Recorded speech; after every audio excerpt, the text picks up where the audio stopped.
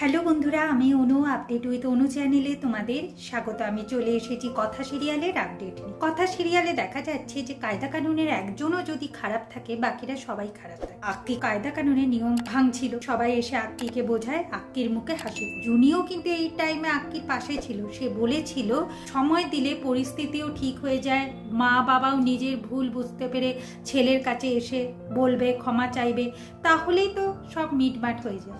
কিন্তু আক্কি জানে যে তার মা কোনোদিনই পরিবর্তন হবে। কায়দা কানুনে সবাই খারাপ থাকলে তো আক্কিও ভালো থাকবে না, তাই আক্কি এখন নিজের মনকে শক্ত করে ভালো থাকবার চেষ্টা করে। এইদিকে আমাদের এভি ঠিক করেছে যে কথাকে তার মনের কথা বল, কিন্তু সেই সুযোগটা আর পেল না। তার আগেই কথা গুহ বাড়ি ছেড়ে চললো গোবরডাঙ্গায়। তবে যাওয়ার আগে এত কথা সে কিভাবে বলে, তাই একটা চিঠির মাধ্যমে সমস্ত কিছু লিখে যায়, যেখানে বলে যাচ্ছে যে আমাদের কথা বাড়ি ছেড়ে চলে যাচ্ছে, সে আর কোনো দিন গুহ বাড়িতে ফিরবে না। মাকে পাচক মশাইয়ের কাছে ফিরিয়ে দিয়েছে, মাকে নিয়ে যেন পাচক মশাই ভালো থাকে।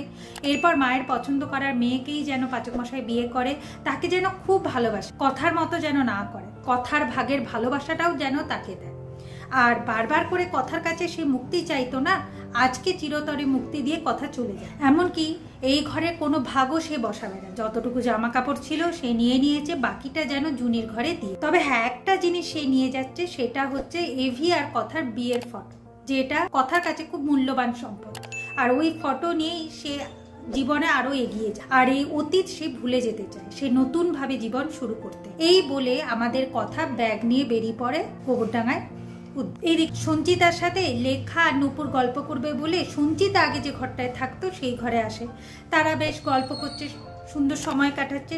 হঠাৎ করে আমাদের সঞ্চিতার মাথা ব্যথা করতে থাকে। তখনই সঞ্চিতা বুঝতে পারে যে কোনো আপন মানুষকে সে হারাতে চলেছে, সে কিছু খইয়ে ফেলবে। কিন্তু কি খইবে? তার কাছে তো সবই আছে। কেউ আপন মানুষ হারিয়ে যেতে চলেছে, কেন তার এই মাথা ব্যথাটা হচ্ছে? তো বন্ধুরা, এই আপন মানুষ কি সেই কথা যে বাড়ি ছেড়ে চলে যাচ্ছে, সেই ইঙ্গিতটাই কি সঞ্চিতা পাচ্ছি? এইদিকে কথা এখন মা আনন্দীর কাছে আসে। মা আনন্দীকে বলে যায় যে মা, আমি বিদায় নিচ্ছি, তোমার জন্য এই বাড়িতে আমি আসতে পেরেছিলাম, অনেক ভালো সময় মুহূর্ত কাটিয়েছি, আর যেটুকু আমার না পাওয়ার রয়ে গেছে সেইটুকু আমি ভুলে যেতে চাই। এই ভালো মুহূর্ত সময়টাকে আমি মনে রেখে দিতে চাই।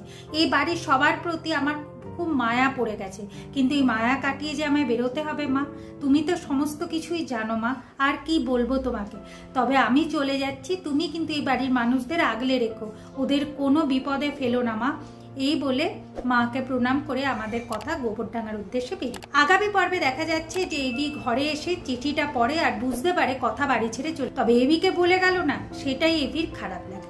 এরপর এভি কথাকে ফাঁদে ফেলতে চায়, যাতে কথা নিজের ইচ্ছাতেই আবার এই বাড়িতে ফিরে আসে। সেই জন্য এভি এক ডিভোর্স পেপার কথাকে পাঠায়, যেটা সে বাড়ির সবাইকে বলে, এমনকি নিজের মাকেও বলে যে এই ফাঁদেই কথা পা দেবে আর এই বাড়িতে ফিরে আসবে। অন্য সময় আমাদেরকে ওর ফাঁদে ফেলে, এরপরে আমি ওকে ফাঁদে ফেলতে চাই। কথাও এইদিকে ডিভোর্স পেপার পায়।